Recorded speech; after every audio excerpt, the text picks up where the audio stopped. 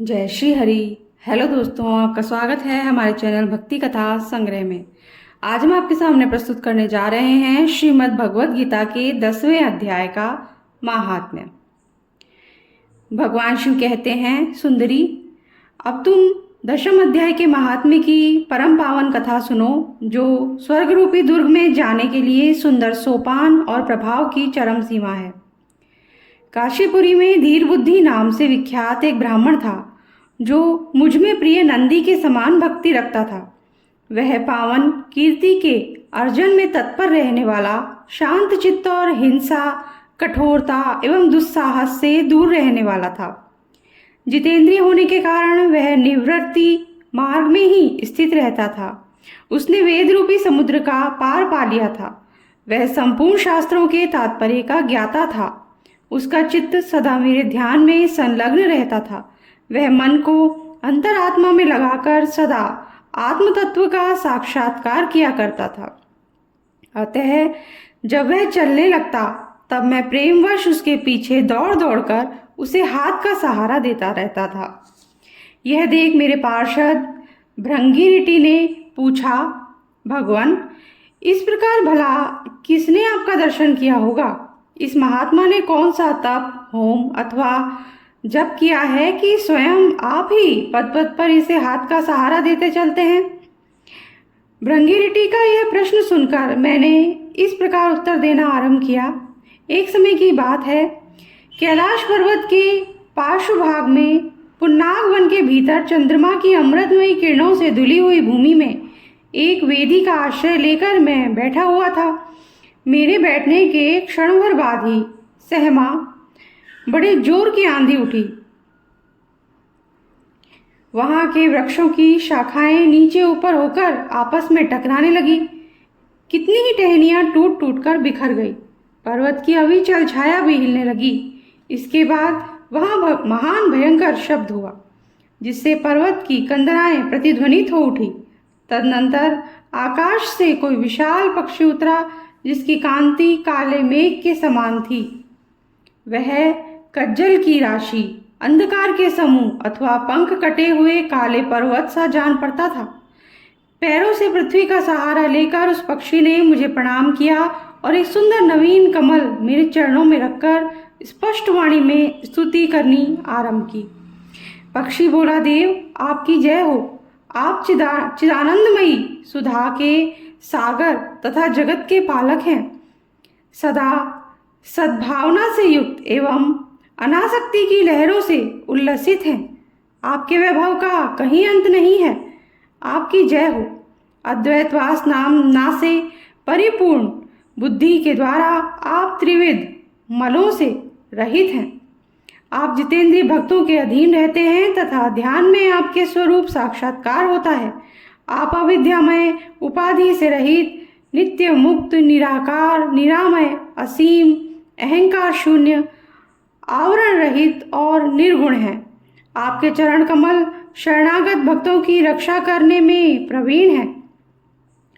अपने भयंकर ललाट रूपी महासर्प की विषद ज्वाला से आपने कामदेव को भस्म किया है। आपकी जय हो। आप प्रत्यक्ष आदि प्रमाणों से दूर होते हुए भी प्राणान्य स्वरूप हैं। आपको बार बार नमस्कार है। चैतन्य के स्वामी तथा त्रिभुवन रूपधारी, आपको प्रणाम है। मैं श्रेष्ठ योगियों द्वारा चुंबित आपके उन चरण कमलों की वंदना करता हूँ, जो अपार भाव पाप के समुद्र पार उतारने में अद्भुत शक्तिशाली हैं। महादेव साक्षात बृहस्पति भी आपकी स्तुति करने की धृष्टता नहीं कर सकते।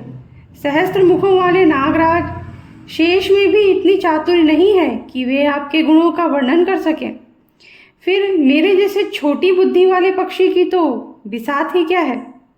उस पक्षी के द्वारा किए हुए स्रोत को सुनकर मैंने उससे पूछा, विहंगम, तुम कौन हो और कहाँ से आए हो? तुम्हारी आकृति तो हंस जैसी है, मगर रंग कोए का मिला है। तुम जिस प्रयोजन को लेकर यहाँ आए हो उसे बताओ। पक्षी बोला, देवेश, मुझे ब्रह्मा जी का हंस जानिए। धूर जटे, जिस कर्म से मेरे शरीर में इस समय कालिमा आ गई है उसे सुनिए प्रभु। यद्यपि आप सर्वज्ञ हैं, अतः आपसे कोई भी बात छिपी हुई नहीं है, तथापि यदि आप पूछते हैं तो बतलाता हूँ। सौराष्ट्र सूरत नगर के पास एक सुंदर सरोवर है जिसमें कमल लहलहाते रहते हैं। उसी में से बाल चंद्रमा के टुकड़े जैसे श्वेत मृणालों के ग्रास लेकर मैं बड़ी तीव्र गति से आकाश में उड़ रहा था। उड़ते उड़ते सहसा वहां से पृथ्वी पर गिर पड़ा।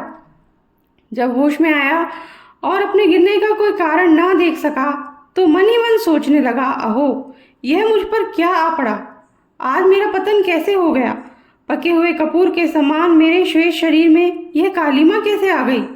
इस प्रकार विस्मित होकर मैं अभी विचार ही कर रहा था कि उस पोखरे के कमलों में से मुझे ऐसी वाणी सुनाई दी, हंस उठो, मैं तुम्हारे गिरने और काले होने का कारण बताती हूँ। तब मैं उठकर सरोवर के बीच में गया और वहाँ 5 कमलों से युक्त एक सुंदर कमलनी को देखा। उसको प्रणाम करके मैंने प्रदक्षिणा की और अपने पतन का सारा कारण पूछा। कमलनी बोली, कलहंस, तुम आकाश मार्ग से मुझे लांघ कर गए हो। उसी पातक के परिणामवश तुम्हें पृथ्वी पर गिरना पड़ा है तथा उसी के कारण तुम्हारे शरीर में कालिमा दिखाई देती है। तुम्हें गिरा देख मेरे हृदय में दया भर आई और जब मैं इस मध्यम कमल के द्वारा बोलने लगी हूँ उस समय मेरे मुख से निकली हुई सुगंध को सूंघकर 60,000 भंवरे स्वर्लोक को प्राप्त हो गए हैं। पक्षीराज, जिस कारण मुझ में इतना वैभव ऐसा प्रभाव आया है उसे बतलाती हूँ, सुनो।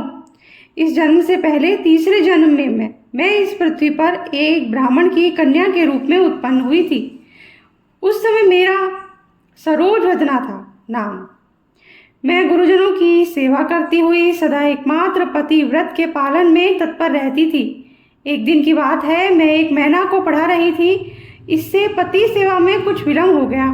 इससे पति देवता कुपित हो गए और उन्होंने श्राप दिया, पापिनी तू मैना हो जा। मरने के बाद यद्यपि मैं मैना ही हुई तथापि पतिव्रति के प्रसाद से मुनियों के ही घर में मुझे आश्रय मिला। किसी मुनि कन्या ने मेरा पालन पोषण किया। मैं जिसके घर में थी वे ब्राह्मण प्रतिदिन प्रातःकाल विभूति योग नाम से प्रसिद्ध गीता के 10वें अध्याय का पाठ करते थे और मैं उस पापहारी अध्याय को सुना करती थी। विहंगम काल आने पर मैं मैना का शरीर छोड़कर 10वें अध्याय के महात्म्य से स्वर्गलोक में अप्सरा हुई।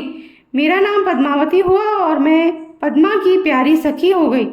एक दिन मैं विमान से आकाश में विचर रही थी। उस समय सुंदर कमलों से सुशोभित इस रमणीय सरोवर पर मेरी दृष्टि पड़ी और इसमें उतरकर जो ही मैंने जल क्रीड़ा आरंभ की त्यों ही दुर्वासा मुनि आ धमके। उन्होंने वस्त्रहीन अवस्था में मुझे देख लिया। उनके भय से मैंने स्वयं ही एक कमलिनी का रूप धारण कर लिया। मेरे दोनों पैर 2 कमल हुए, दोनों हाथ भी 2 कमल हो गए और शेष अंगों के साथ मेरा मुख भी एक कमल हुआ। इस प्रकार मैं 5 कमलों से युक्त हुई। मुनिवर दुर्वासा ने मुझे देखा। उनके नेत्र क्रोधाग्नि से जल रहे थे। वे बोले, पापिनी तू इसी रूप में 100 वर्षों तक पड़ी रह। ये शाप देकर वे क्षण भर में अंतर्ध्यान हो गए। कमलनी होने पर भी विभूति योगाध्याय के महात्म्य से मेरी वाणी लुप्त नहीं हुई। मुझे लांघने मात्र के अपराध से तुम पृथ्वी पर गिरे हो।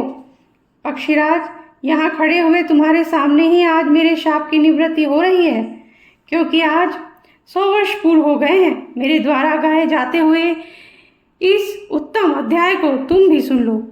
उसके श्रवण मात्र से तुम भी आज ही मुक्त हो जाओगे। यूँ कहकर पद्मिनी ने स्पष्ट एवं सुंदर वाणी में 10वें अध्याय का पाठ किया और वह मुक्त हो गई।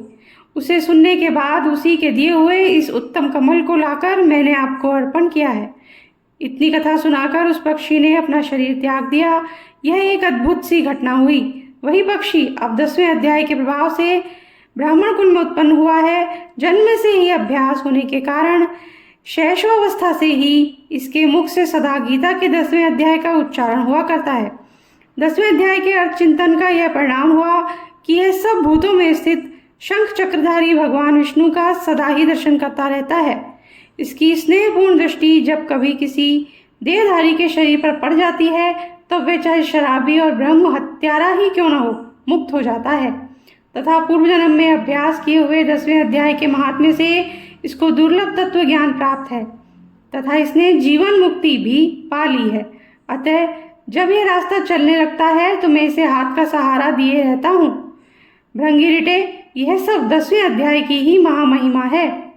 पार्वती, इस प्रकार मैंने भृंगिरिटी के सामने जो पापनाशक कथा कही थी वही यहाँ तुमसे भी कही है। नर हो या नारी अथवा कोई भी क्यों ना हो, इस 10वें अध्याय के श्रवण मात्र से उसे सब आश्रमों के पालन का फल प्राप्त होता है। इसी के साथ आज का वीडियो हम समाप्त करते हैं। अगर आपको पसंद आया हो तो लाइक कर दीजिए, चैनल को सब्सक्राइब कर दीजिए, बेल आइकन प्रेस कर दीजिए ताकि हमारे आगे आने वाले वीडियोस भी आप तक आसानी से पहुंच सकें। Thank you. जय श्री हरि, जय भोलेनाथ।